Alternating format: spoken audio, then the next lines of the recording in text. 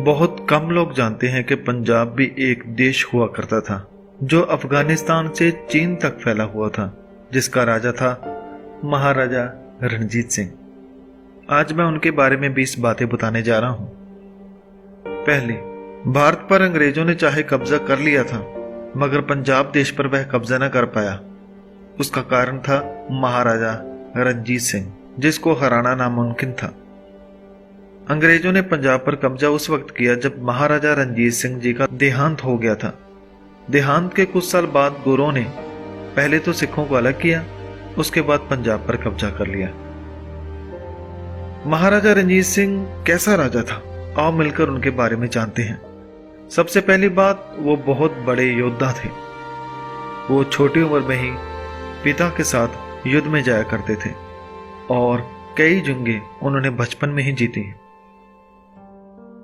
छोटी ही उम्र पे उनके सिर से पिता का साया उठ गया और महाराजा रणजीत सिंह को भी छोटी ही उम्र में खत्म करने की साजिश की गई।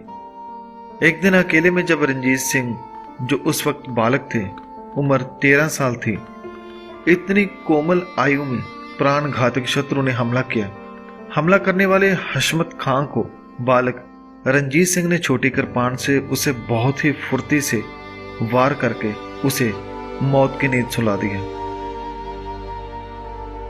छोटी उम्र में ही चेचक रोग के कारण उन्हें एक आंख गंवानी पड़ी।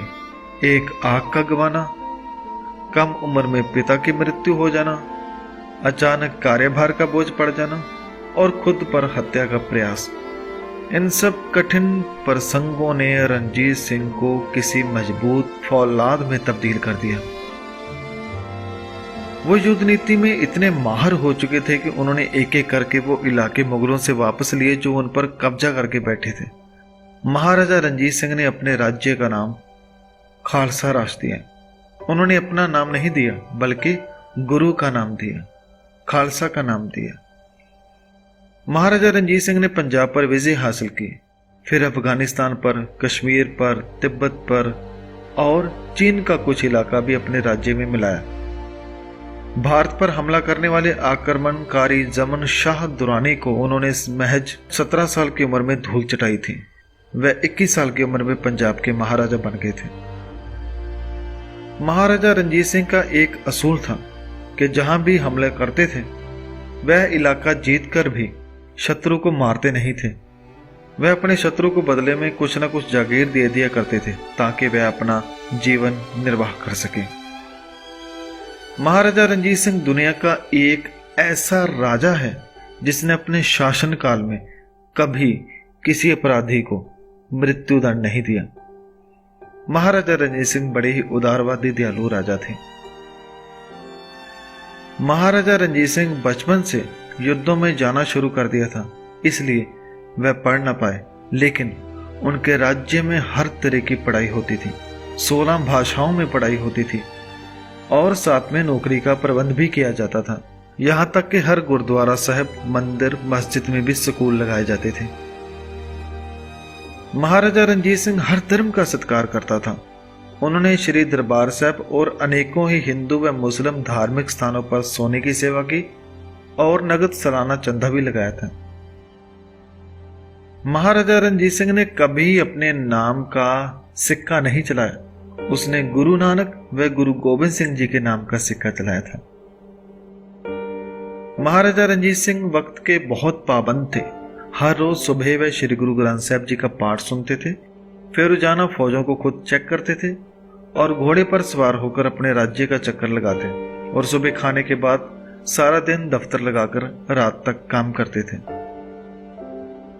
दुनिया का सबसे कीमती हीरा भी महाराजा रणजीत सिंह के पास था, जिसको उनके देहांत के बाद अंग्रेज ले गए थे।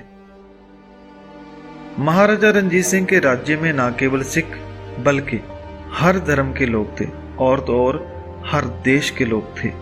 उनकी फौज में बहुत से गोरे अफसर भी थे। महाराजा रणजीत सिंह के इलाज के लिए वैद्यों के अलावा डॉक्टर भी रहते थे जो अंग्रेज थे। महाराजा के सैनिक दल में कैप्टन वैड काम करते थे। वह लिखते हैं कि महाराजा रणजीत सिंह की याद शक्ति बहुत तेज थी। वह 10 से 12 हजार गांव के नाम और उनके इतिहास के बारे में बड़ी अच्छी तरह से जानते थे। महाराजा रणजीत सिंह ने कभी अपने लिए तख्त नहीं बनवाया, वह एक कुर्सी लगाकर ही बैठते थे। उन्होंने कभी भी बड़े होने का अभिमान नहीं किया, वह सदा वाहिगुरु के शुक्र में रहते थे।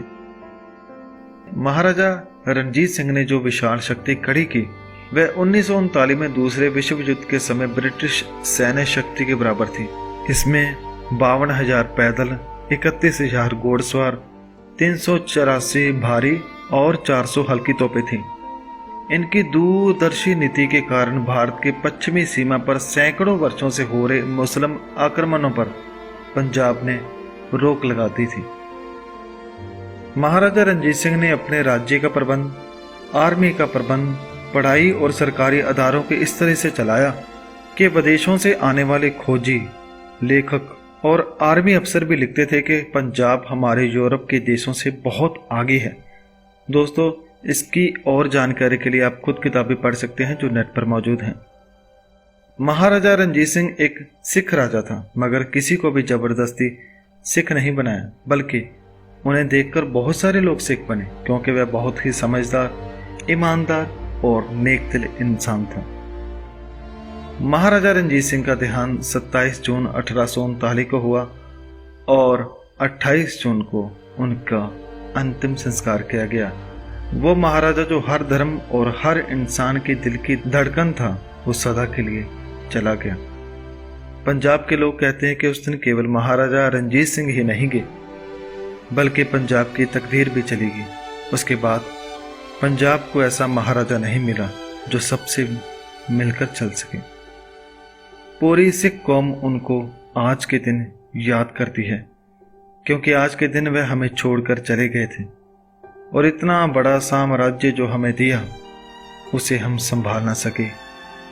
ये हमारी बदकिस्मती है। धन्यवाद। वाहिगुरु जी का खालसा, वाहिगुरु जी की फतेह।